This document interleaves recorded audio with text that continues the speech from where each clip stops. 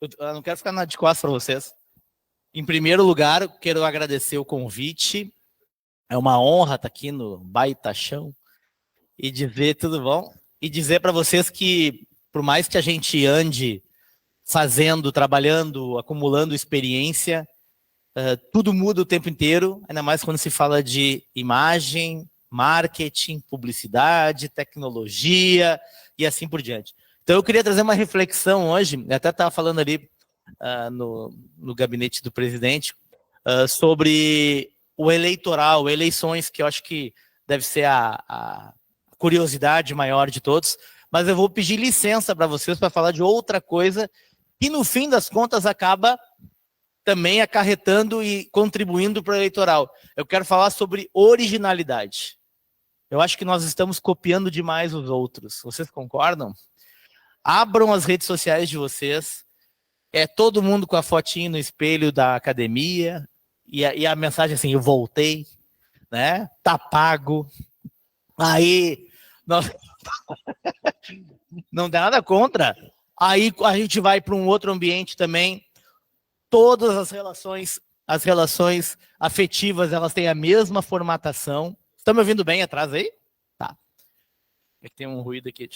Todas a formatação são parecidas. E quando entra no eleitoral, mais ainda. Me lembro que lá em 1800 e bolinha, fiz a campanha do Rigoto, aí me procuravam assim, eu quero uma campanha igual a do Rigoto. Eu digo, não, mas igual não tem como. Por quê? Porque aquilo tem a ver com aquele momento, tem a ver com aquela pessoa, tem a ver com aquela característica, tem a ver com aquela situação. Mesma coisa quando a gente fez a campanha do Heinz, senador, a mesma coisa, todo mundo queria fazer uma campanha parecida e assim por diante. O que eu quero dizer com isso? Que a gente perde um tempo muito precioso tentando se parecer com alguém que deu certo ou com um projeto que venceu e perde a oportunidade de fazer uma carreira e um projeto pessoal muito proprietário, né? Muito autêntico. E no campo de estudos que a gente está trabalhando, deixa eu só me apresentar um pouquinho melhor, porque acho que fica mais fácil entender por que eu estou falando sobre isso. Eu sou publicitário, eu trabalhei a vida inteira e trabalho com empresas, marketing político, empresas de tecnologia, e atualmente eu venho dirigindo programas para televisão. Quem assiste Record, não sei, a gente fez aquele Desafio do Paleta, aquele programa de churrasco, é um programa escrito e dirigido por mim. Com isso, eu quero dizer que a gente atua em todas as áreas do marketing e da publicidade, o que nos traz uma riqueza de experiências. E essas experiências é que eu quero trazer para vocês aqui, no sentido de compartilhar, sobretudo, o que não fazer. O que não fazer. Pode passar uma lâmina. Não está comigo, passador? Tá bom, tá bom. Olha aquela... Eu fui buscar até no dicionário o que era originalidade, tá? Vamos lá. Qualidade do que é inusitado, do que ainda não foi imaginado, dito, feito, inovação, singularidade, né? Então, capacidade de expressar-se de modo independente e individual.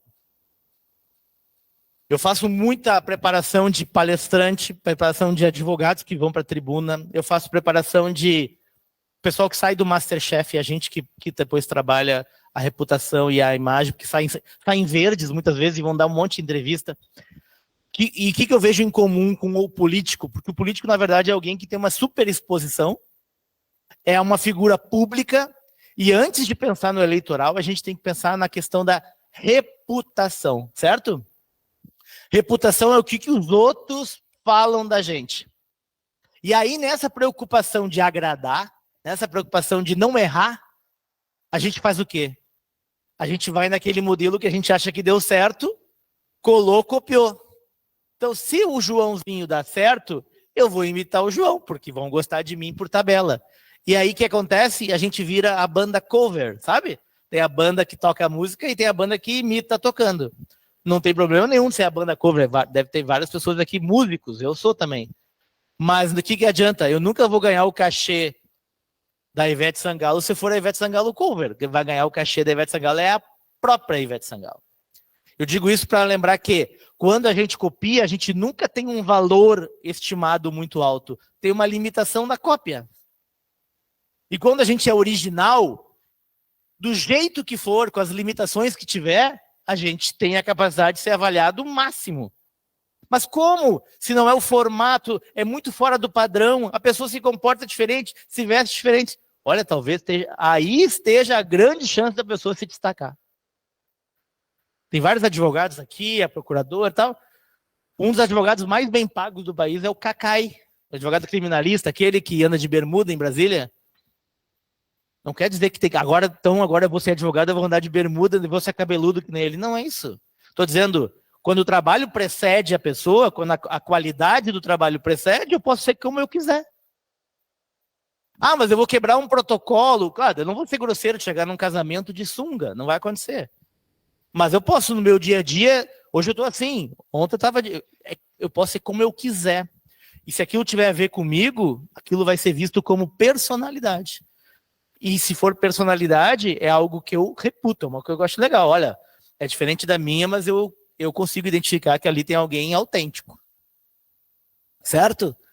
Então, na ânsia de parecer alguém que deu certo, ou de tentar por tabela, por osmose, dar certo também, a maioria de nós perde a chance de fazer algo próprio.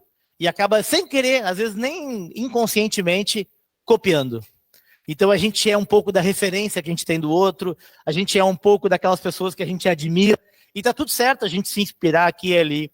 O problema é que as pessoas estão copiando. E as redes sociais tornaram isso ainda mais evidente, por quê? Porque na rede social todo mundo deu certo. É uma mentira, né? É uma grande mentira a rede social, né? Todo mundo deu certo, todo mundo tem o melhor relacionamento do mundo. Aí tu vai ver no restaurante, estão tirando foto do prato, nem estão conversando. Mas na legenda é o casal do ano, certo? É ou não é? E assim por diante. As pessoas ficaram perfeitas porque a vida na rede social é uma vida editada. Com filtro ou não filtro. Tu edita, tu não vai botar o pior dia do pior momento mais triste, tu vai botar o melhor momento, da melhor foto, da melhor viagem. Aliás, vocês sabem que eu trabalho muito com psicólogos e psiquiatras num projeto que a gente trabalha de comportamento. Disseram que nunca se teve tanta depressão e até suicídio, né? Nos adolescentes, pela questão da curtida, da não aceitação, do não alcance, ou seja, se eu não tenho alcance, eu não existo. Isso é uma grande bobagem, mas é uma bobagem que é uma doença social dos nossos tempos. E a rede social trouxe isso, então, essa expectativa de que a gente tem que ser perfeito.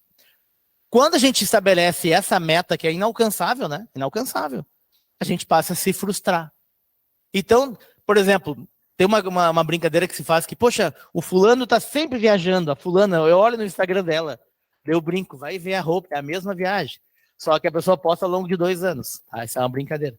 Mas não é tanto, às vezes é verdade. Aí inventaram o tal do TBT, que é para a pessoa postar de novo. E, aliás, TBT é quinta-feira, tá, gente? T é de Thursday. Quinta. Tem gente que posta TBT todos os dias, tá? TBT é quinta-feira. Tá?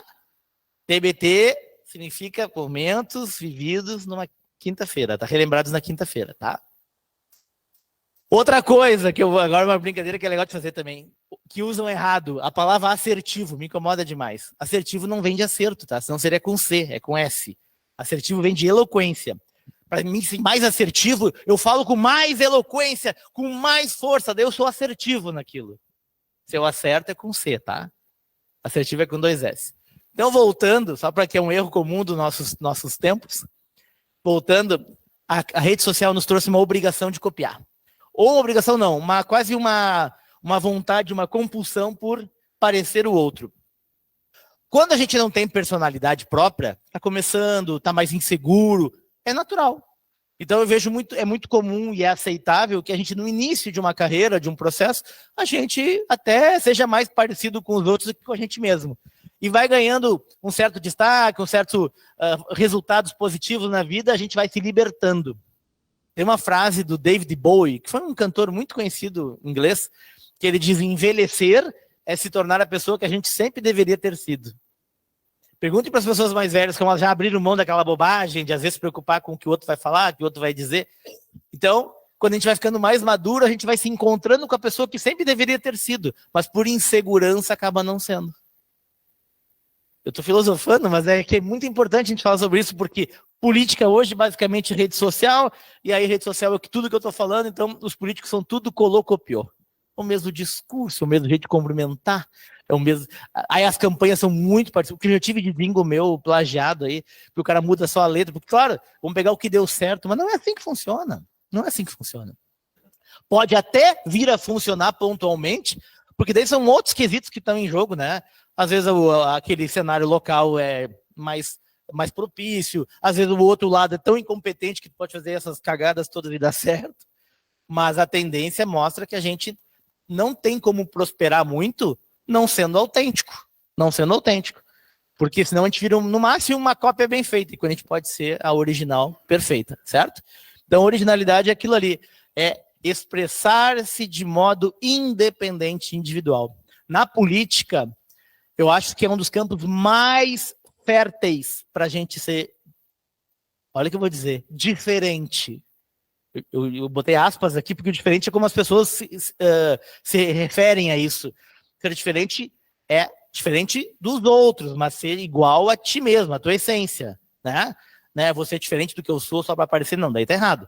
Se diferenciar é ser igual a ti mesmo. Olha que contraditório, né? Quanto mais fiel tu for a ti mesmo, mais diferente tu fica dos outros, né? Então, na política, por que na política é propício isso? Porque a política é a representação, um cargo político, vocês representam bem ou mal todas as esferas da sociedade, concordam? Por que a eleição de vereador é a única eleição que dá para ser de hipernicho? Aliás, única não. As eleições proporcionais são as eleições que dá para ser de hipernicho. Proporcional é vereador, deputado estadual e federal. Tu pode ser o deputado federal dos skatistas. Tem mais de 7 milhões de skatistas, mais ou menos, reconhecidos no Brasil. 7 milhões elege uma bancada. Tu pode ser, como tem em Porto Alegre, vereador do Uber. Tu pode ser dos taxistas, tu pode ser das costureiras, tu pode ser das tricoteiras, como já teve o movimento das tricoteiras no estado. Tu pode ser da... Por quê? Porque tu pega uma parcela da sociedade, o teu voto é proporcional. Então, se tu for autêntico, se vocês forem autênticos, vai ter uma parcela da sociedade que dialoga com essa autenticidade. Se tu for pausterizar, se for se tornar igual aos outros, como é que tu te diferencia daí na hora de ter o teu nicho? Daí tu é mais um. Mais um vai valer quem tem mais lembrança, quem está mais tempo na disputa, quem tem mais estrutura, quem tem mais condições financeiras de uma campanha. Aí entram outros quesitos. Agora, no quesito originalidade, se tu pegar e ver, eu sou assim, a minha essência é essa. Quem são as pessoas que naturalmente dialogam com esse perfil de pessoa? Ali está o primeiro público de vocês. O primeiro público é aquele que tem uma identificação, uma empatia direta com a maneira de ser da gente. Então, bandeiras que a gente representa, que acaba na hora de escolher uma proposta, uma coisa, as bandeiras mais legais, a não ser aquelas que são eleitoreiras ou de oportunidade. Oportunidade é, por exemplo, vamos dizer, Deus me livre, mas Alegrete passou pelo que passou o Vale do Taquari ali, tá? Só para dar um exemplo, Roca Salles, alguém já foi depois lá, parece fim do mundo. Se eu chegar na campanha do ano que vem prometendo a reconstrução, é uma oportunidade, pode ser até um oportunismo, mas vai ter voto. Vai ter voto. Se a cidade não tem um hospital e eu estou pela bandeira do primeiro hospital, vai ter voto. Não precisa exatamente a ver comigo, é uma oportunidade. Agora, numa cidade que bem ou mal tem problemas, mas tem tudo, não tem assim, nada de muito oportuno faltando, eu vou ter que ter o meu próprio nicho para conseguir começar a dialogar. E por que começar? Porque o voto de vereador, ele é um voto, e de proporcional em geral, ele é um voto que não é convencendo todos os nossos eleitores. Então, vamos lá. Quem faz 1.000 votos, só pegar um número redondo, não convenceu 1.000 pessoas. Vocês estão enganados. Vocês acham que falaram com 1.000 pessoas bem faladinho, você dá contigo, tá dominado o teu assunto, a tua proposta? Não. Falou com umas 200 pessoas bem combinado e essas pessoas fez a multiplicação. Falou com aquele filho que não queria nem saber em quem votar, disse, filho, eu te dou uma dica. Falou com aquele amigo que estava querendo não votar, ele convenceu a votar. Falou com aquele colega de trabalho que estava desinformado, e ele deu uma notícia, uma informação que mudou a opinião. Mas o convencido mesmo, que foi catequizado, 20% mais ou menos. Então, quem faz 100 mil votos para deputado federal conseguiu, de alguma forma, catequizar 20 mil pessoas. E aí vem a primeira coisa que a gente fala, né? Se tu quer ser candidato a vereador e tu quer ter êxito na tua campanha, tu tem que saber qual é teu público primário. Aquele que, de fato, tu vai ter alguma chance de catequizar, de conversar, dialogar, porque esse vai fazer depois um trabalho de multiplicação. Dizem que um bom multiplicador, bem motivado, convencido, pode fazer até 25 votos. Pesquisas, né, que a gente faz. 20, 25 votos. Então, faça um cálculo, né? Se eu quero chegar a tantos votos, divide por 25, quantas pessoas tem que ter realmente catequizadas? E aí me pergunto muito, o que é melhor, ir para a rua mais movimentada, fazer bandeiraço, entregar folheto, que o cara vai deixar na rua? Ou é fazer reuniões com aquele grupo que vai aumentando solidamente? Às vezes, provavelmente é melhor fazer as reuniões. Porque aquele cara sai com mais chance de catequizar mais pessoas. Tá dando para compreender? Não precisa concordar, só compreender. Tá. Outra coisa. Quando a gente convence um grupo, a gente tem que manter esse grupo aceso, certo? Manter esse grupo aceso. Rede. Quando eu falo em rede, todo mundo pensa em rede social. Rede. Rede não é social. Pode até ser também. Rede é rede. Rede é o cara que me liga agora e diz, Zeca, me indica um dentista. Tá na minha rede. Não sei de vocês, na minha funciona muito isso. Me dá uma indicação de uma rede. A gente tudo se ajuda. Rede.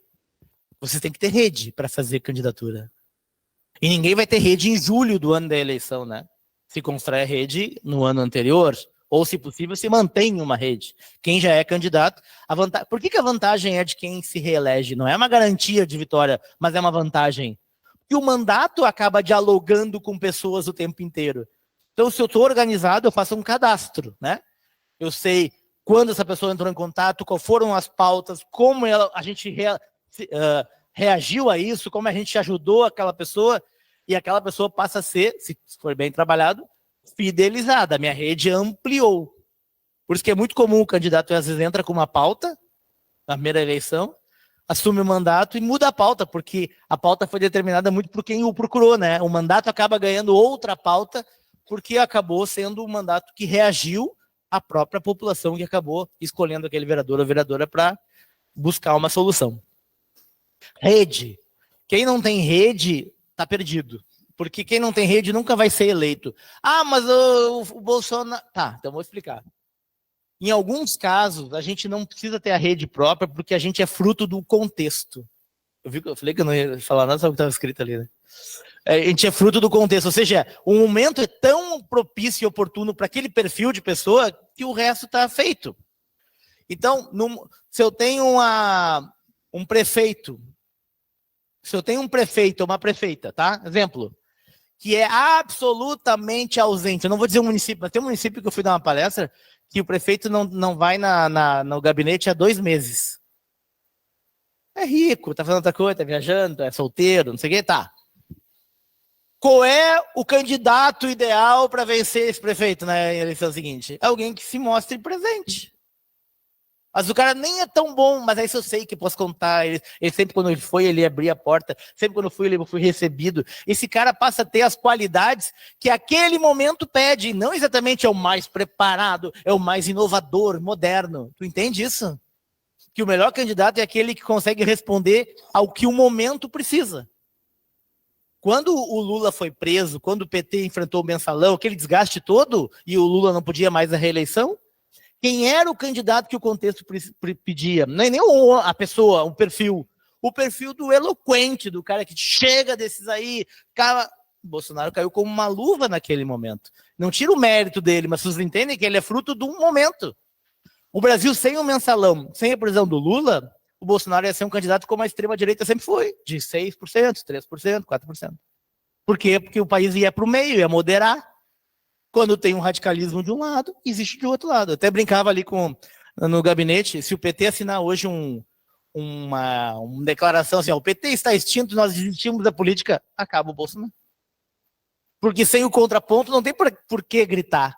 Pode escrever isso aí. Aí vem todo mundo por centro, mais moderado, vamos conversar, vamos dialogar. Cada momento tem o seu candidato ideal. majoritária. Proporcional é cada tribo tem o seu cacique, ou a sua cacique. Como assim é tribo? As minhas atribuições, o que eu faço, com quem eu me relaciono, me torna uma pessoa de um nicho, de um grupo social. Esse é o teu público prioritário. Depois é multiplicação. Essas pessoas vão ter amigos, colegas de trabalho, vão ter familiares. E aí começa um processo de multiplicação. Ou vocês acham que em jovem só vota jovem, em mulher só vota mulher, aquelas bobagens que a gente ouve, né? Vou botar uma candidata mulher que as mulheres votam. Não, as mulheres não votam nas mulheres. As mulheres votam em quem elas quiserem. Pode ser mulher ou homem. Elas votam de acordo com a identificação daquele perfil. E assim por diante, quem tem nicho. Quem tem nicho da ecologia, quem tem nicho da violência, quem tem nicho... Depende. Os nichos agrupam mais do que o gênero. O que é uma causa mais evidente para vocês? Alguém que defende, por exemplo, o combate à violência doméstica, isso é uma causa, né? Isso agrega homens e mulheres, agrega a sociedade, agrega debate. Ou esse gênero, vote em mim porque eu sou homem, 48 anos. Tem. Isso não me gera identificação, me gera identificação aquilo que tu defende. Se o que tu defende é comum ao que eu penso, nós temos uma identificação. Ah, não é exatamente comum, mas tem uma similaridade, e na falta de alternativas é o que mais combina, fechou. Ah, mas eu tenho votos que não é bem assim, o meu eleitor é um que eu conheço, que é meu amigo. Tá bem, gente. Aí tem uma parcela que a gente chama de 10% do voto da gente, que são os amigos. Amigos, familiares, vizinhos. O cara diz, tá, eu não gosto de votar mesmo, vou votar em ti que eu conheço. Esse é um voto que não tem paixão nenhuma. É um voto quase solidário. Mas é um voto importante.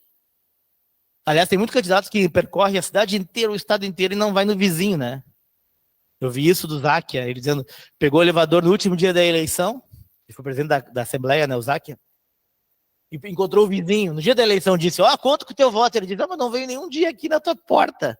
Aí eu estava em Uruguaiana, eu estava em Torres, Pois é. Então o primeiro voto que a gente pede é pro óbvio, né? O óbvio, o voto tem que ser pedido. Então tu pede para quem... Mãe, tu vai votar em mim, né? Pelo amor de Deus. Sim, não, tá, mas tá, pelo amor de Deus. Porque se tu olhar a lista dos votos, tem gente que tem 2 votos e tem mais família que 2, né? Aliás, se a pessoa não é capaz de fazer uma reunião com 15 pessoas, não seja candidato, é mico, não faça isso. Você não tem nenhum tipo de adesão social. Você pode ser uma pessoa ótima, mas é uma pessoa mais isolada, mais quieta no teu canto, tá tudo certo. Agora, se o político basicamente é alguém com capacidade de mobilizar, né? Se eu fosse resumir numa linha, assim, o que é o político? É alguém com capacidade de mobilizar. Mobiliza por uma causa, mobiliza por um projeto, mobiliza por uma cidade, mobiliza por um país, mobiliza. Alguém que tu diz, vamos ouvir o que essa pessoa está dizendo, porque isso é a essência do político, alguém com capacidade de mobilizar. Ah, então tem que ser bom orador, a gente ouve, né? Não precisa ser bom orador. Sartori era péssimo orador, o Reis não é um bom orador, é um baita senador, e assim, o Brizola, talvez, não sei, posso estar enganado, não foi um dos maiores oradores da história da política? Pois é, ele perdeu uma eleição para prefeito de Porto Alegre e uma para governador para o mesmo cara, né? Hildo Meneghetti, um tiozinho que batia porta a porta e que tinha vergonha de falar no microfone. O grande orador das massas perdia para o tiozinho da porta a porta. 2 eleições. Prefeitura de Porto Alegre e governo do estado. Uma depois da outra. Podem ler a história, tá na história. Porque ser orador não é também a condição sine qua non para vencer. Não é uma atribuição, assim, tipo, indispensável. Ajuda, né? Se eu sou um cara com capacidade de mobilizar, se eu sou autêntico, eu não fico copiando ninguém, então um cara diz, esse cara é um cara que é diferente, legal. E ainda falo bem, então... Agora, se eu não falar bem e eu tiver todo esse outro resto, eu vou continuar me reunindo, mobilizando, convencendo. Sou um cara que vale a pena lutar, que vale a pena seguir. Então, vamos tirar essas verdades prontas, porque senão o cara vai lá e faz um monte de curso de oratória e esquece de fazer um curso de mobilização, né? Ele fala super bem, mas pro espelho. Não adianta nada, tá? Vou passar mais umas coisinhas aqui pra gente ir conversando em cima. Tá legal até aqui? Tudo bem? Tudo certo? Tô viajando muito, não? É que a gente acaba trabalhando de artista político e vai pegando tudo um pouco, né? Gente, outra coisa que eu acho importante falar. Quando vocês decidem, quem aqui já concorreu, levanta a mão. A qualquer coisa.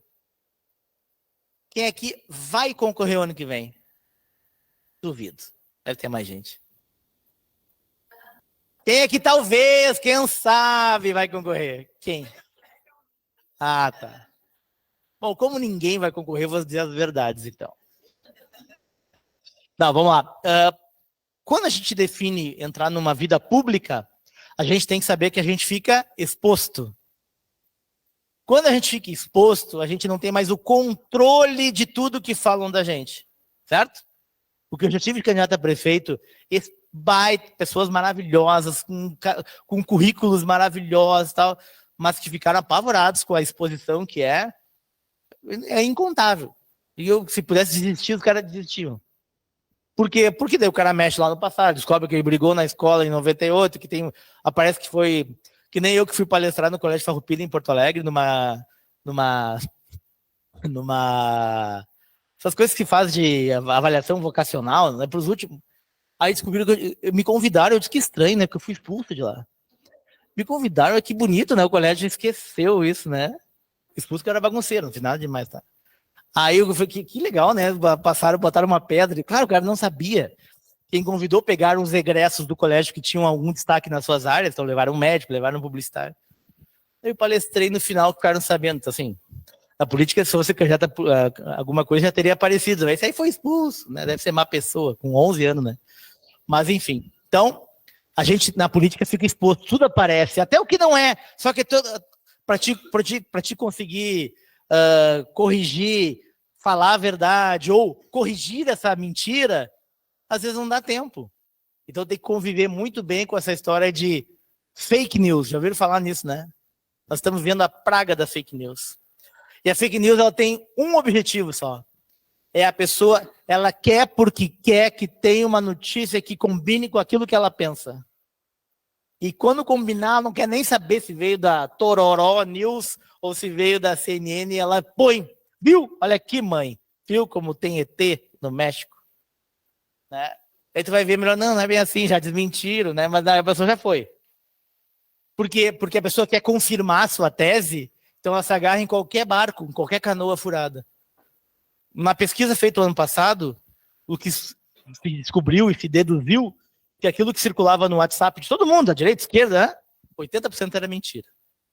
Mentira que é barbada de se botar aqui, a gente vai lá na fonte, vê direitinho, não é verdade. Mas a pessoa compartilha, porque aquilo dá um endosso para aquilo que ela pensa.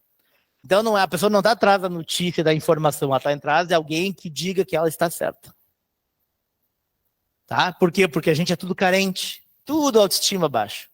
Aí a gente finge que é super, né, o pago, o treino ali, pra gente achar que se achar bonito e bem, na verdade a gente não se acha. Né? Então, isso é psicologia. Então a gente se cerca de teorias, e outra coisa, né, teoria da conspiração, né? Se deu errado aquilo que eu fiz é porque tem esquema. Ah, tem esquema. Se não ganhou o que eu queria que ganhasse, é porque roubaram. Se ganhou, tá certo. Esse ano foi limpo. Ah, para. Então, quando perde, foi esquema. Quando ganha, tá valendo? Não é.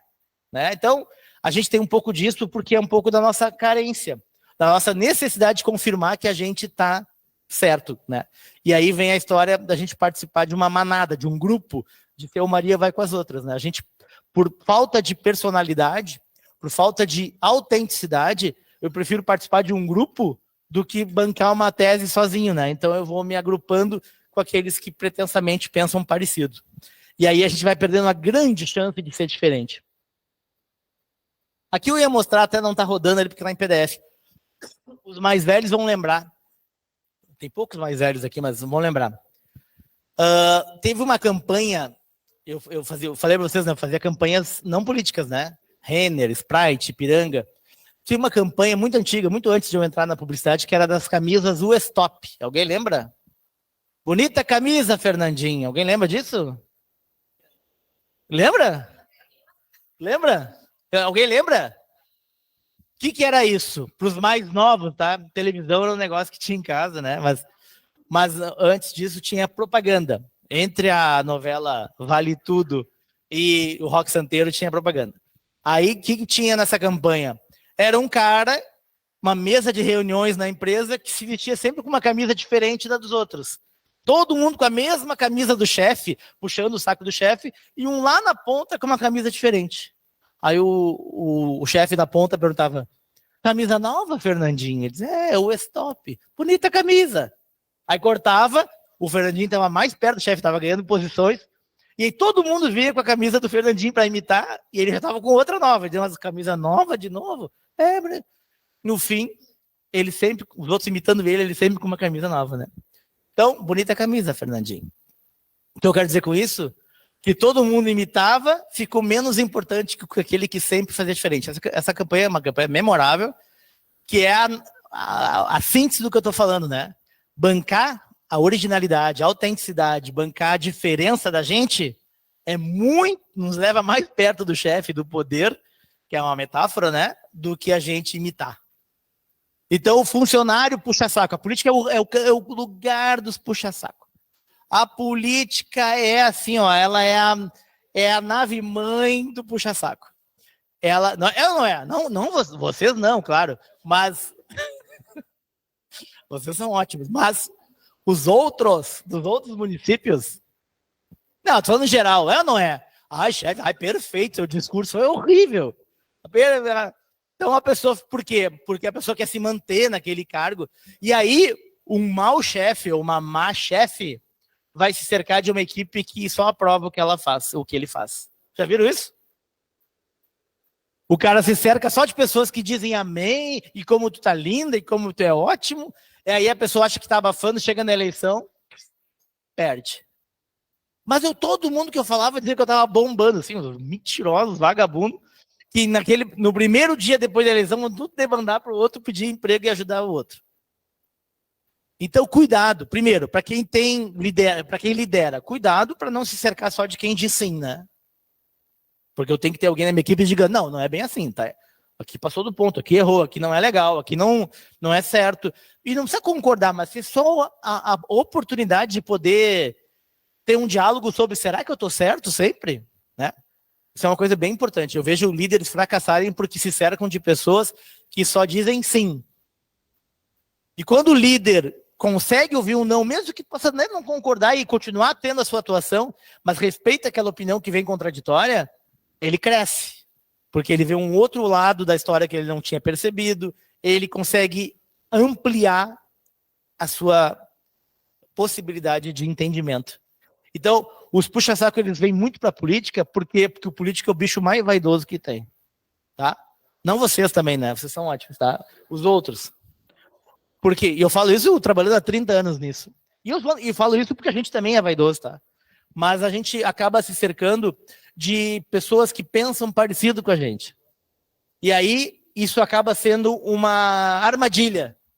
Porque na hora da gente poder perceber nuances e mudanças é mais demorado e mais difícil. Então é muito comum, por exemplo, pega uma campanha de governador do ano passado, nem vamos entrar em nomes, teve um candidato de segundo turno que não sabia nada e outro que sabia tudo, certo? Gostemos ou não, foi isso que aconteceu.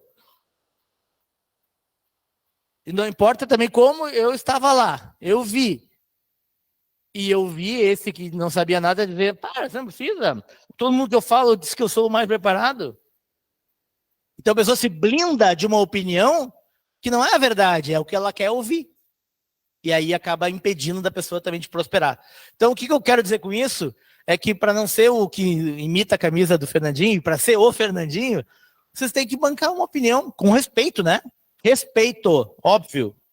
Mas com respeito, bancar uma opinião e também conseguir orientar aquele político que vocês trabalham, ou vocês orientar a equipe baseado numa diversidade de opinião. Porque o mundo nunca mudou tão rápido, gente. Nunca mudou tão rápido. Nunca mudou tão rápido. E se a gente não tiver uma capacidade de fazer de leitura permanente desses cenários, a gente vai ficar ultrapassado. Certo? Então, não sejam os colegas do Fernandinho, sejam o Fernandinho. Aquele que, quando todo mundo botava a camisa branca, ele botava a camisa preta. Porque ele não estava copiando, ele estava sempre fazendo algo com a sua personalidade. Isso é bem importante falar no meio que a gente vive da autoprojeção das imagens, que eu estava falando antes, que o senhor não estava aí, que nas redes sociais a gente tornou tudo muito parecido. Os cards não são parecidos? a maneira de citar os vídeos, agora todo mundo faz vídeo caminhando, nós inventamos lá com o Marquesan em 2015, todo mundo agora caminha falando no vídeo, e não tem problema, nós também tinha imitado na Nextel, mas na política não tinha. Todo mundo acha que tem que, na época da pandemia, tinha que fazer 1.500 lives, todo mundo, e 1.500 exemplos, e eu quero dizer para vocês, não tem que fazer nada, faça do seu jeito, tá? Tem mercado para todo mundo, o que não pode é a gente ficar apenas colou, copiou, certo? Colou, copiou. Eu sou júri, faço o julgamento, né, de um prêmio nacional de marketing político. Inclusive, claro que a gente não julga as peças da gente. A principal premiação do ano passado, desse ano, que se refere ao ano passado, nós ganhamos, mas a gente julga o trabalho do Brasil inteiro dos outros. As campanhas são iguais, a maioria são iguais. O cara pega, às vezes, uma campanha do Acre e só muda o nome do candidato. Tá tudo na internet hoje, né? Então, assim, é uma pena, eu acho, porque a gente pode criar coisas muito, muito pessoais, locais, absolutamente identificadas com aquele lugar e fica fazendo coisas genéricas. É que nem jingle, né? Eu sou compositor, eu crio e produzo meus jingles. Acho que vocês conhecem muitos deles, mas isso aqui que eu vejo, gente que investe, às vezes, uma grana e num jingle que é o jingle que eu digo que é placebo, né? Placebo é aquele remédio que não funciona, sabe? Que é um jingle assim lindo, musicalmente lindo, que é uma vez eu fui a Gramado fazer uma campanha do Fedoca. O Fedoca foi prefeito lá do PDT, quem conhece, não sei. Nós ganhamos lá, era impossível ganhar do PP lá e nós ganhamos. E ele mostrou para mim o jingle da eleição passada, feito por um dos grandes músicos do Brasil, tá? Edu Lobo olha só. O cara da Bossa Nova. O jingle do cara não conseguiu como é que se diz, a façanha de não citar o nome nem o número do cara. Mas era bonito, era lindo. Então, assim, peguei um exemplo extremo, mas não adianta ser lindo. Eu sempre brinco, se quiser fazer é mais eficaz um jingle que conte a história da eleição, mesmo que seja chato. Vamos dizer que a tua campanha seja, como é teu nome? Alessandra. Vamos dizer que a Alessandra veio para tapar os buracos. A pauta dela é tapar os buracos de Alegrete, tá? Não tem buraco aqui também, tá perfeito. Mas só para dizer, a Alessandra vai tapar os buracos, a Alessandra vai tapar os buracos. Horrível de chato, mas a Alessandra vai tapar os buracos. Eu não tenho dúvida de que a Alessandra vai tapar os buracos. Estou dando um exemplo também extremo, mas é isso. Isso é mais importante para memorizar na política do que agora e não fala nada e é genérico, porque tu colou e copiou lá de São Paulo ou do Rio, que fazem direto isso. Tá? Porque eu achei o da Dilma bonito, achei o do Bolsonaro e mudou. Não adianta nada. Então é melhor a gente cantar a narrativa da nossa eleição, mesmo que não deu para fazer uma mega produção, do que ficar fazendo uma coisa que é bonita, mas é um placebo, não funciona. Tá? Passa ali. Olha essa frase que não é minha, eu gostaria que fosse. Imitar é castrar a imaginação. Quando a gente imita, a gente perdeu uma baita oportunidade de imaginar, de criar, de inventar. Né? Então imagina, qual é o meu slogan? Vamos pegar o slogan do Bolsonaro. Vamos pegar o slogan do Brizola, tá pronto. Vamos pegar o meu partido, o Rio Grande do Sartori, e botar meu partido em Alegrete, tá pronto.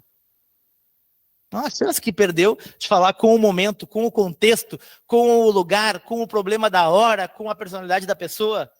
Essa é uma baita de uma chance perdida nesses casos. E é muito comum. Outra coisa que eu tive um chefe que dizia que o medo de errar faz a gente errar mais do que qualquer outra coisa, né? Vai fazer uma coisa com medo de errar.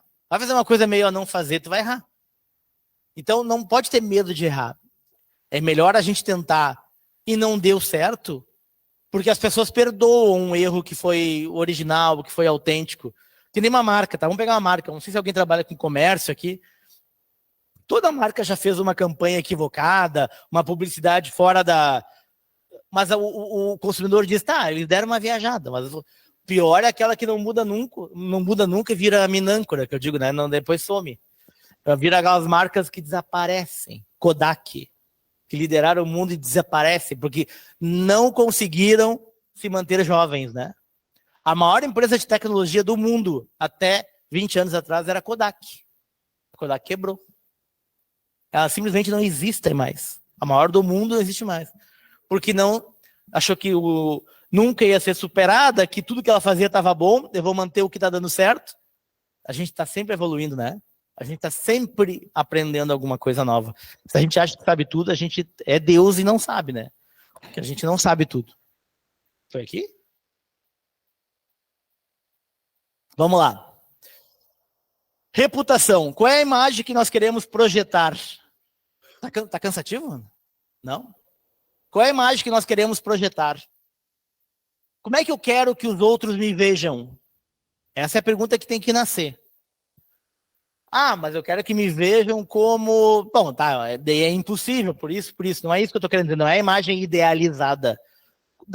Diante das minhas características, diante do meu trabalho, diante da minha condição de me entregar para aquilo, que imagem eu quero passar?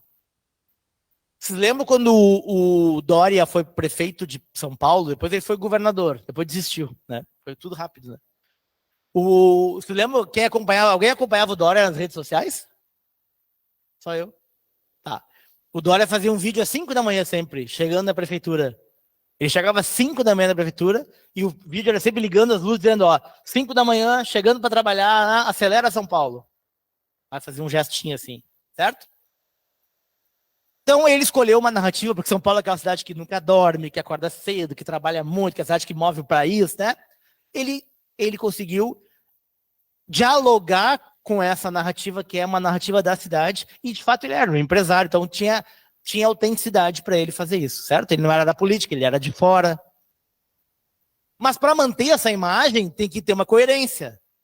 Então eu até brinco que ele tinha que acordar, ele ficou na obrigação de acordar sempre às 5 da manhã e fazer o vídeo. Nem que ele fizesse o vídeo e fosse dormir depois, que era a minha tese, tá? Ele fazia o vídeo e agora me chama às 11. Mas... Mas ele ficou obrigado a fazer um vídeo às 5, às 6, porque ele inventou um negócio que eu acordo mais cedo, eu trabalho mais, acelera São Paulo. Se eu me comprometi com essa imagem, eu tenho que abastecer e alimentar essa imagem sempre. Então, se eu quero projetar uma imagem do cara que mais trabalha pela cidade, eu não posso ser o cara que fica ausente da cidade. Eu tenho que estar na rua. Se eu quero passar a imagem do cara que se preocupa com quem mais precisa, eu não posso ficar indo só em festa social e nunca tendo um contato efetivo com a vila. Se eu quero passar uma imagem, e assim por diante. Então, a imagem que a gente projeta, a gente tem que depois entregar.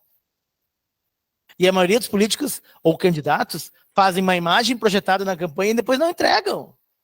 E são boas pessoas, mas não entregam porque prometeram algo que elas não estão dispostas a entregar. Do hiperenvolvimento. É aquele cara que na campanha diz, né? Eu todo dia vou estar ouvindo a comunidade. Mas tem que dizer todo dia então, né? Aí você vai ficar refém disso. Mas se tu fizer isso, o preço é alto, mas provavelmente tu vai ser visto como um cara que falou a verdade. E quem fala a verdade, o povo perdoa o resto, tá?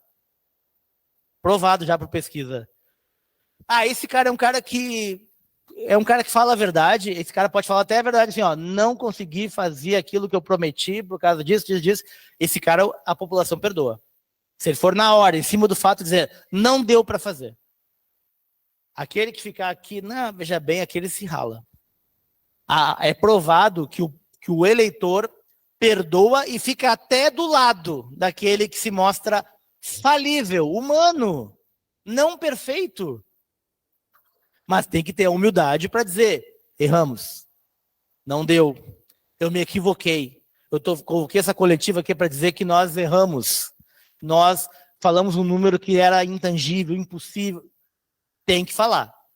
Lembram da eleição da Ana Amélia em 2014? Que ela estava 19 pontos na frente, faltava 10 dias, e ela nem para o segundo turno foi? Lembra que surgiu um fato que ela tinha trabalhado no Senado e tinha umas terras, não sei do quê? Não vou lembrar disso, mas eu lembro.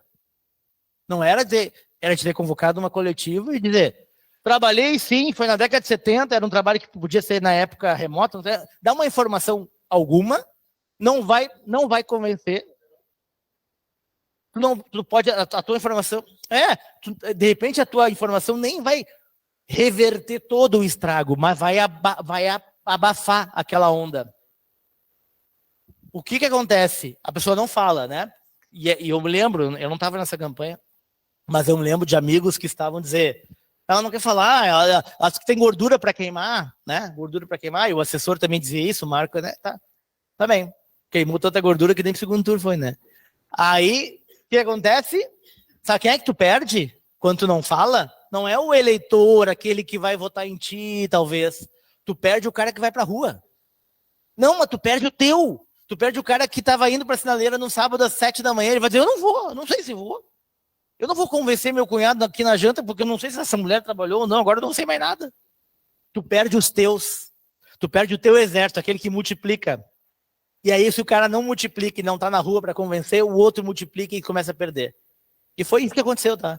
Eles perderam a turma que começaram a ficar em dúvida. Imagina tu deixar em dúvida quem tá do teu lado todo o tempo.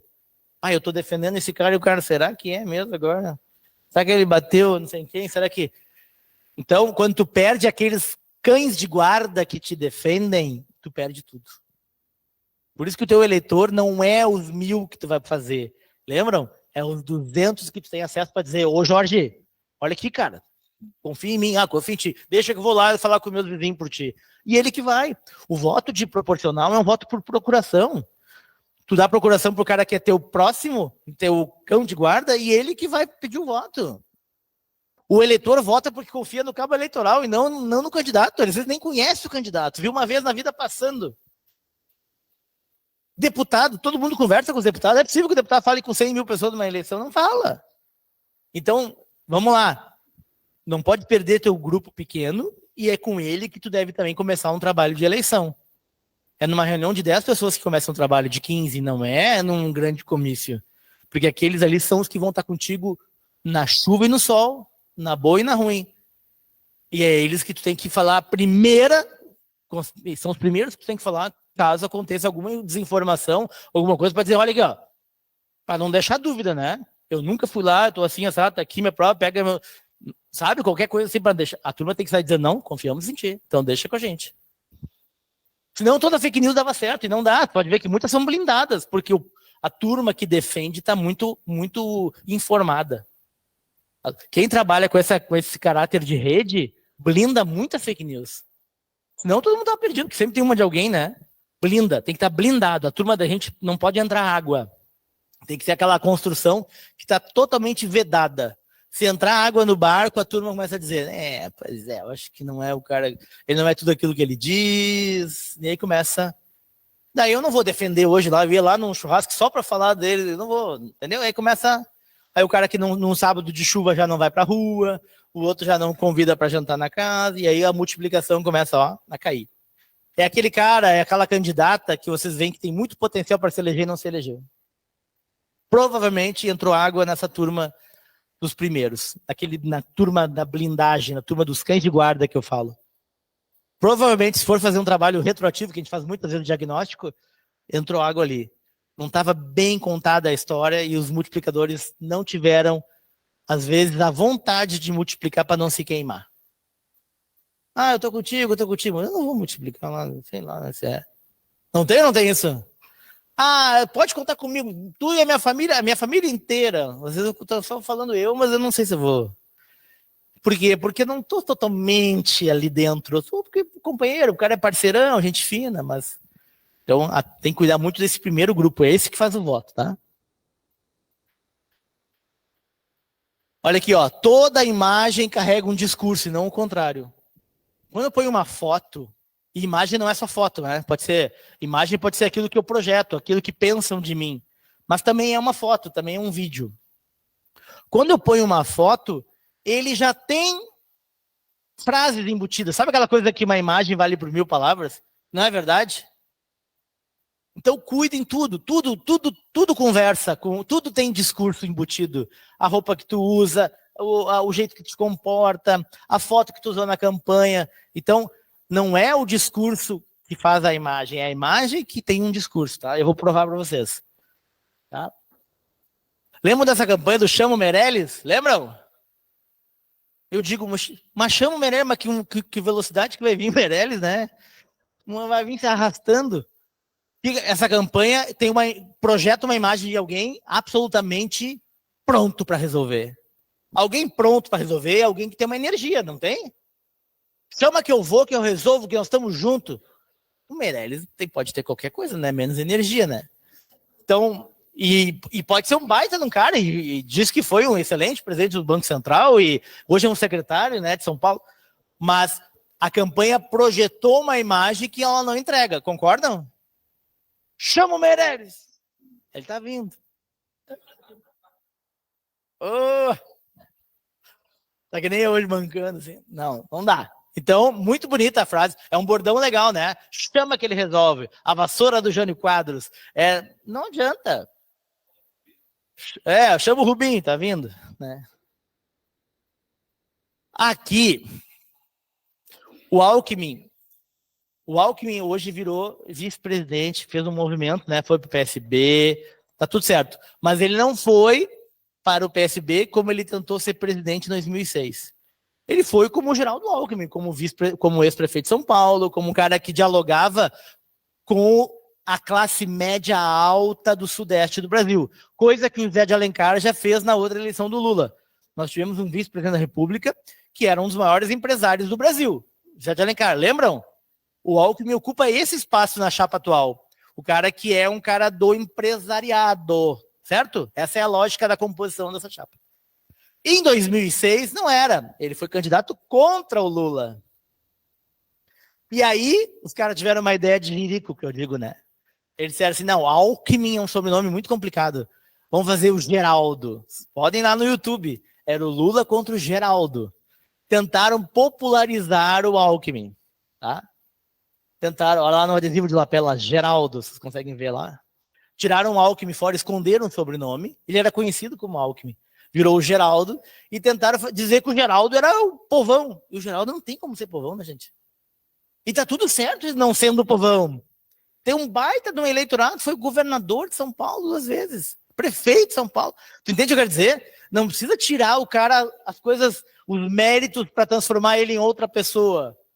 Tem que aproveitar os méritos, aquela característica dele.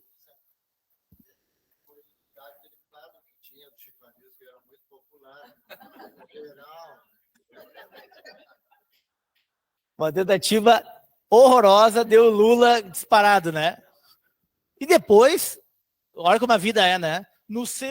Na sua, digamos, na sua persona, né? Como um governador de um estado rico, de alguém que lida com as classes mais altas, virou vice-presidente. Tá tudo certo. Não como o Geraldo, virou o Alckmin, né? Vamos lá.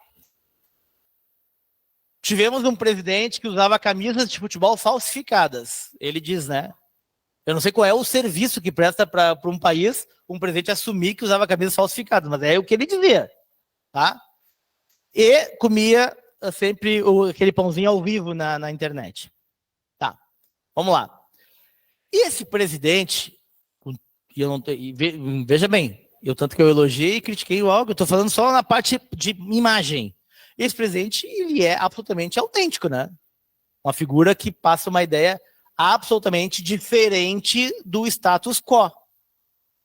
Vocês acham, ali uma reunião ministerial, vocês acham, no fundo do coraçãozinho de vocês, tá? Tirem toda a ideologia, coloquem esse no cantinho e pensem como cientistas que nós somos agora aqui. Vocês acham que o presidente da República não tem 298 ternos e camisas A1? Tem um armário que só fazem o Jurandir. O cara traz uma camisa branca na hora.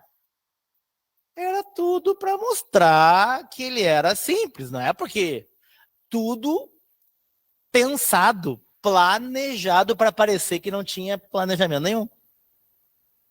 Tudo é planejado nesse nível, não tem, ninguém chega por acaso. Então, como me comprometi com a narrativa de ser diferente dos outros, agora, que nem o Acelera São Paulo, agora eu tenho que ser diferente até o último dia.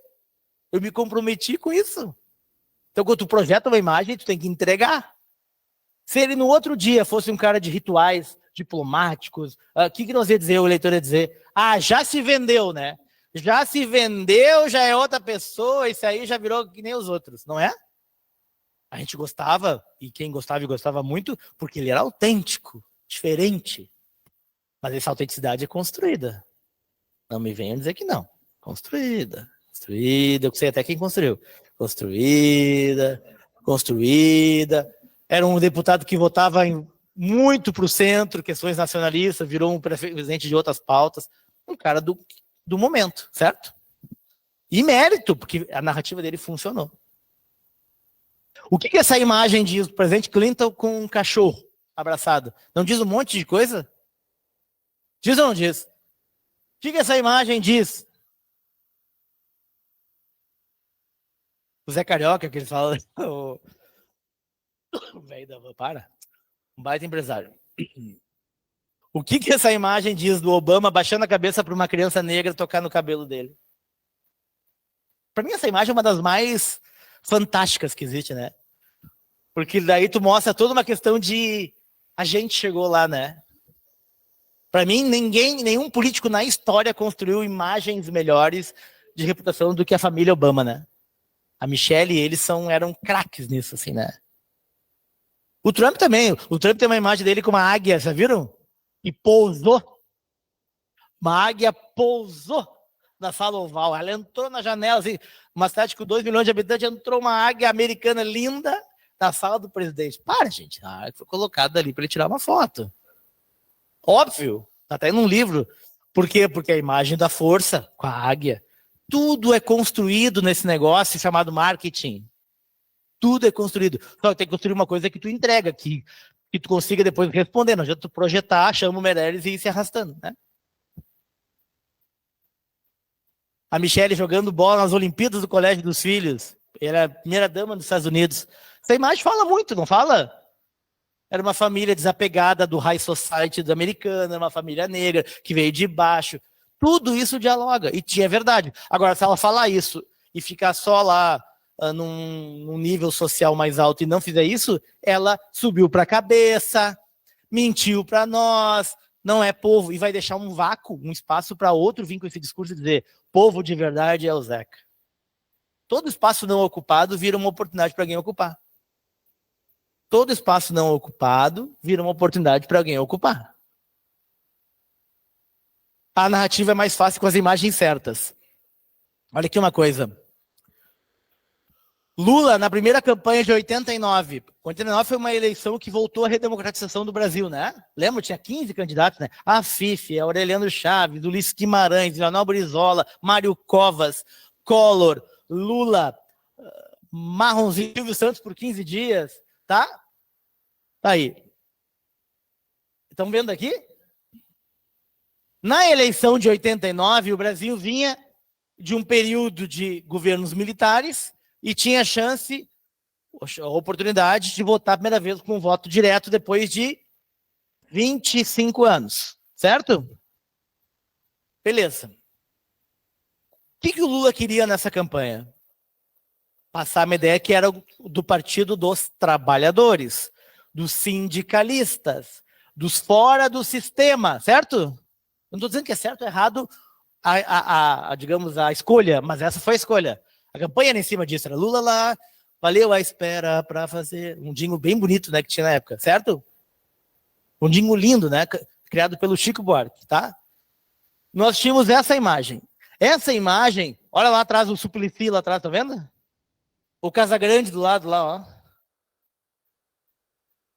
E tem um bêbado ali também. Lá no canto. Tá lá no cantinho, lá, a cara tá quase dormindo lá, ó. Tá, mas vamos lá. Essa imagem combina com alguém que é contra o sistema? Barbão, dedo em riste, combina ou não combina? Não deu certo, uns vão dizer, tá, foi pro segundo turno, fez 50 milhões de votos. Para a narrativa de um partido novo, acho que deu certo. Mas vamos lá. Estava correto ou não estava correto para a imagem que queria projetar? Não correto para nós. Queria projetar a imagem do contra o sistema, correto, né?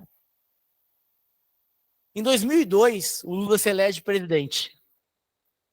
Aí vão dizer, ele mudou, ele é falso. Pode ser.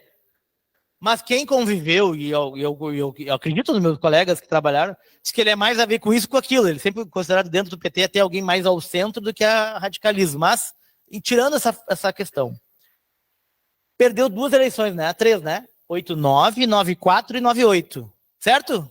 Pro Fernando Henrique, 94 e 98. Decidem não perder mais a eleição. Não, chega de perder. Deu. Temos que dialogar com o centro. Por quê? Aí vem uma questão que vocês têm que prestar atenção. Ninguém ganha nenhuma eleição só com os seus eleitores. Como assim? Eleição majoritária, né? Ninguém ganha só com os de direita e os de esquerda. Os do PP, os do MDB, os do PDT, os do PT. Não. A gente ganha com os nossos e um pouquinho do voto dos outros. Mas que estavam no bipartidário porque eram obrigados. Mas tinha ali no meio um monte de da população. Agora vai uma frase chocante, tá? A maioria é mais de 50%. Não tá nem aí para partido. Não tá gravando, né? Não tá nem aí para político e para partido. E para política. Mas vota, né? Tem que ir lá votar. Então o que ela faz? A maioria vota de acordo com aquele momento da minha vida, com aquela promessa, com aquela expectativa. Por isso que o eleitor sempre vota pela esperança. Quem conseguir capturar isso e vender uma campanha de, vamos lá, esperança, eu mudo muito mas eu estou ajudando a construir o que eu estou querendo dizer, tá? O Sartori foi o candidato à reeleição. O Sartori foi um governador. A gente fez toda a preparação do Sartori na primeira eleição. Ele foi um governador, só que na segunda não, porque a gente ia fazer Heinz e governador. Ele foi ao Senado e fizemos Heinz senador, certo? O Sartori foi um governador que nas pesquisas aparecia como o cara que falou a verdade. Nós fazíamos pesquisa qualitativa. Presta atenção quem gosta de pesquisa. Nós fazíamos pesquisas qualitativas. Qualitativa não é que ela vai votar em ou outra, né? É grupo de discussão mediado por um psicólogo. São sempre 3 grupos de idade diferentes e misturado sexo, tá? Todos os grupos diziam, não voto nele, mas falou a verdade. Não sei se voto, mas falou a verdade. Esse é um cara que fala a verdade. Não sei meu voto. Voto nele porque falou a verdade. Então tinha tudo, mas tinha o falou a verdade. E lembram do Sartori governador, o que ele dizia? O Estado não tem dinheiro, nós estamos parcelando salário, nós estamos quebrados, não tem dinheiro. Então, as pessoas disseram, obrigado, falou a verdade. Quem venceu a eleição? Vamos, Rio Grande, vamos, Eduardo. Porque ele dizia, vamos, apesar de tudo, dá para fazer. Vence a esperança sempre. A esperança sempre vai vencer. Porque o cara quer mudar de vida, ele quer melhorar de vida, ele quer dar um chega no baixo astral. Campanhas que falam só a verdade são campanhas baixo astral. Campanha assim, ó, chega deles, chega da petralha, nossa bandeira não será vermelha, tu conquista a tua massa, mas tu não consegue dialogar com ninguém do outro esfera. Aí acontece o quê? Vai pro segundo turno e faz 30%. Porque tu não conseguiu fazer nenhum passinho pro lado para dialogar com o resto. Tu ficou tão sectário, tão contra o resto, que tu não é do todo, tu é só de uma parte. Tá? Então, tu tem que ser alguém com convicções, mas com capacidade, não majoritária, de dialogar um pouquinho mais amplo do que com a tua base. Falar só com os convertidos, que a gente diz, né? Pregar para convertido é fácil, né? Pregar para convertido e fazer um comício... Quero ver tu pregar para quem não é convertido, para quem não gosta de política e para quem odeia campanha. Aí que estão os vencedores, que conseguem vender através da esperança, uma coisa de futuro. Acabei passando. Então, eleito, certo? Por quê? Porque descobriu que tinha que dialogar não só com a esquerda radical, tinha que dialogar com o centro. Escolhe um vice-presidente empresário, o José Alencar. Estão me ouvindo bem aí? Tinha uma carta aos brasileiros, lembram disso? Feita pelo Itaú, pela família Setúbal. Os donos do Itaú avalizaram a candidatura do Lula em 2002. Dono de banco, os caras que eram, até a eleição passada, comiam criancinha e eram comunistas, lembra? Os bancos se reuniram, mas é verdade. Os bancos se reuniram e disseram assim, ó, o cara mudou, é um José Alencar, dá para confiar. O Itaú fez uma carta, o Unibanco, que estavam se juntando, fez uma carta, Sadia, Perdigão, aí a campanha já ganhou outro status. Para ser a campanha que representa os bancos, as empresas, e ter um vice-empresário, daria para ser assim? Não? Então, com um novo discurso, uma nova imagem. Porque essa imagem casa com o discurso da segurança, não tem risco votar em mim, nós estamos no momento mais maduro, correto? É fácil, mas não é, né? Mas, tá entendendo? Aí, na eleição seguinte, ele se elege, antes do Bolsa Família teve o Fome Zero, lembram? Faz o Fome Zero e faz um governo popular, por povo. Daria para fazer a campanha de reeleição depois do Fome Zero e Bolsa Família assim? Ficaria meio estranho, né? Mas assim era a foto da campanha de 2006. Ele nem aparecia, ele de costas. Essa foto é uma fotaça, né? De costa, as pessoas chorando, que é essa emoção que ele causa no Nordeste mesmo, né? Tu imagina aquela foto de terno e gravata dizendo mais para o povo, chega de fome. Não dá, essa aqui dá, né? É Lula de novo, com a força do povo, é a reeleição, tá? Estou concordando, só estou dizendo que tem coerência da imagem com o discurso, certo?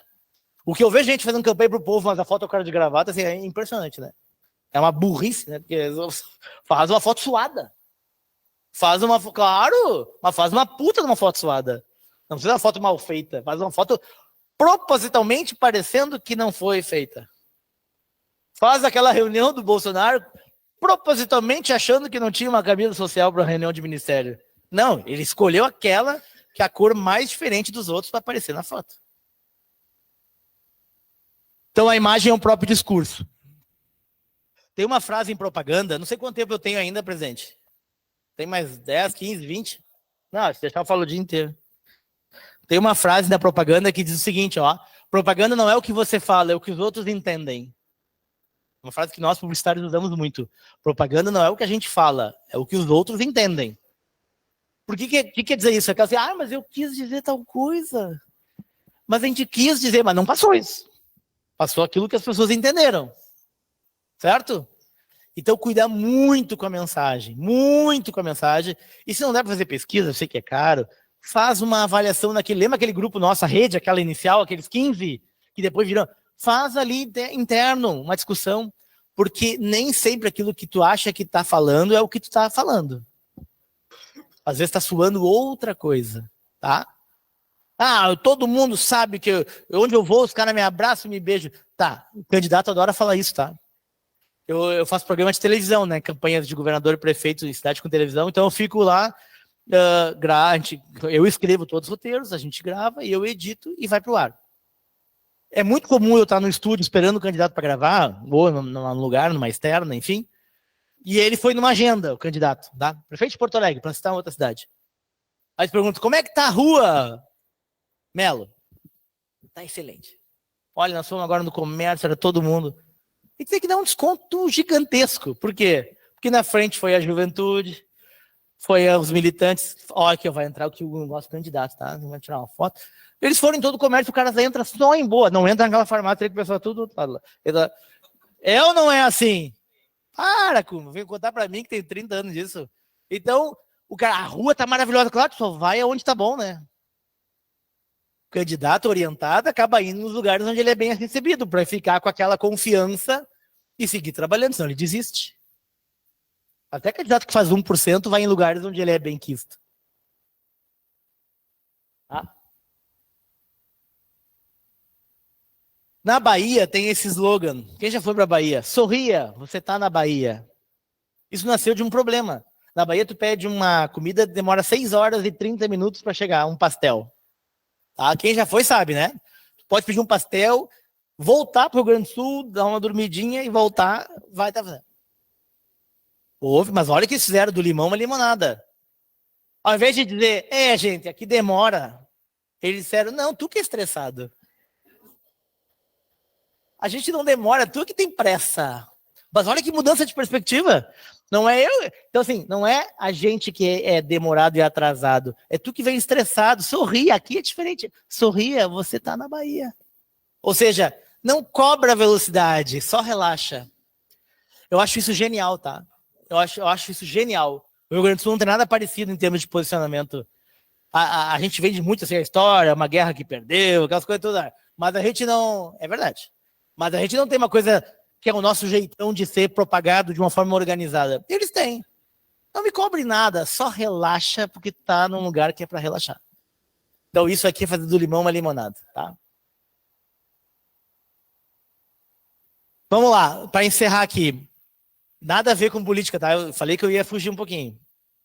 Nos Estados Unidos, nos anos 60, a Avis é aquelas marcas de locação de carro, tipo, aqui no Brasil tem a Localiza, mas no mundo inteiro não tem a Localiza, tem a Hertz, tem a Avis e tem mais 2 ou 3, certo?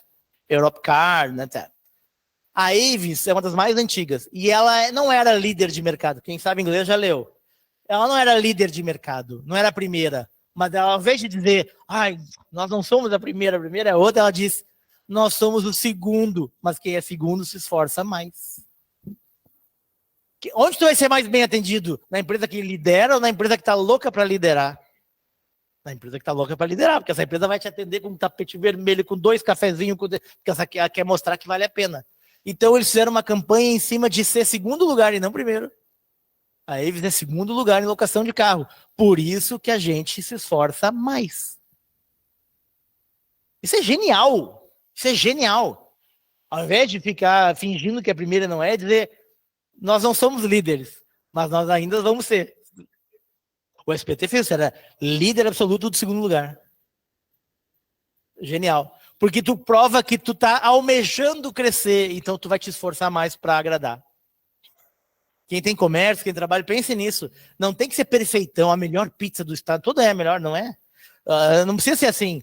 Basta dizer que vocês estão no caminho de se tornar, preparando para ser. E aí vocês já vão ter o apoio das pessoas. Porque as pessoas adoram histórias de superação.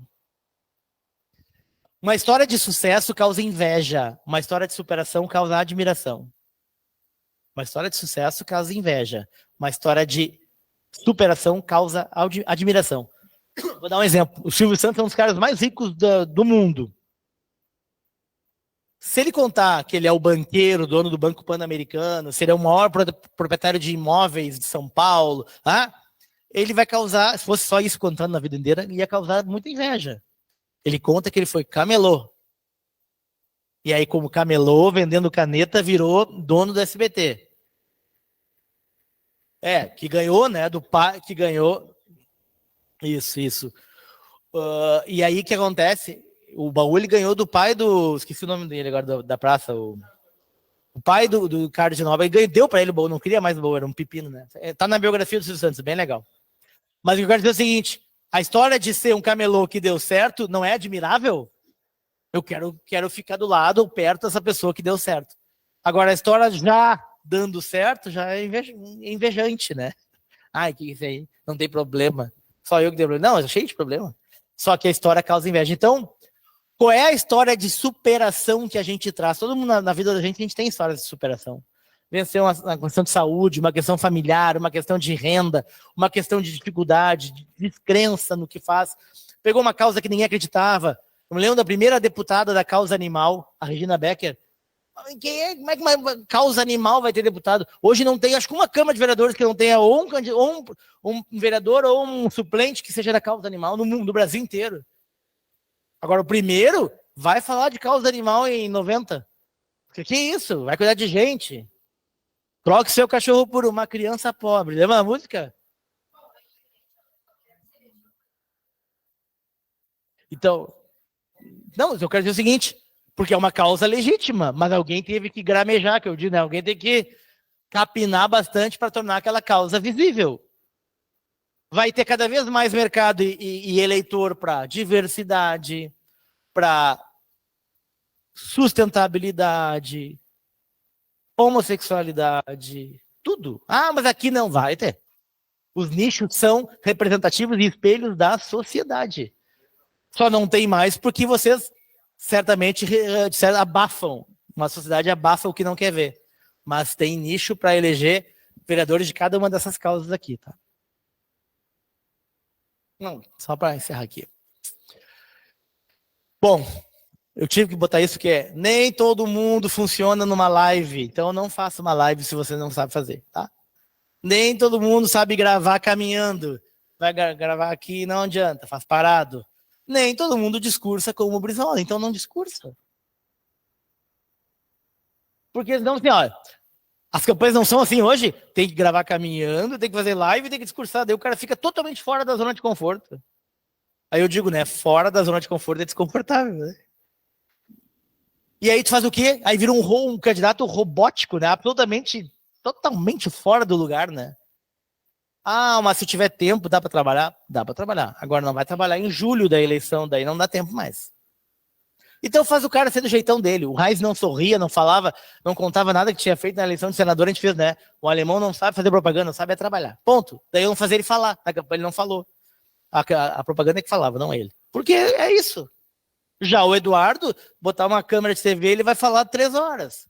Já o outro, não. Então, cada um no seu quadrado. Então, tem que fazer live, ou tem que fazer isso. Não tem que nada. Não tem que nada. Tem que fazer se for a ver contigo. Porque imagina se tu faz uma live todo dia, só um exemplo de live que ficou muito famoso na pandemia, né? E tu não tem desenvoltura nenhuma. Nenhuma. Tu não vai mais expor o candidato do que ajudar? Quer dizer, eu achava ele bom, achava ele um retardado, agora é horrível. Porque tu tá expondo o cara a uma coisa ao vivo ali. Então, o nosso trabalho é proteger o candidato.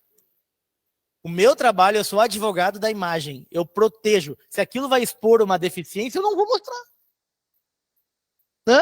Por que eu vou mostrar? A não ser que eu queira contar a história da deficiência, a história da dificuldade, a história da superação, a história deu a volta por cima. Daí é uma escolha de narrativa.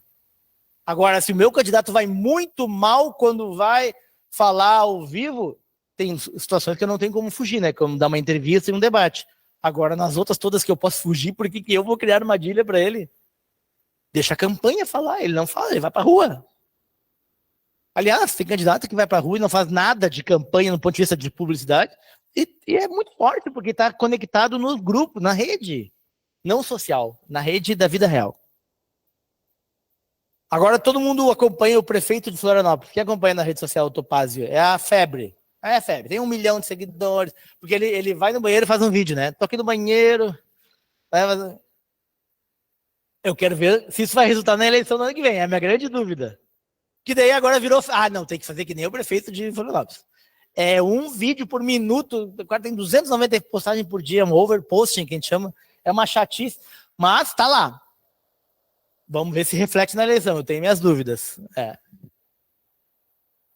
Bom, e para encerrar, me desculpe se eu me alonguei, que horas são?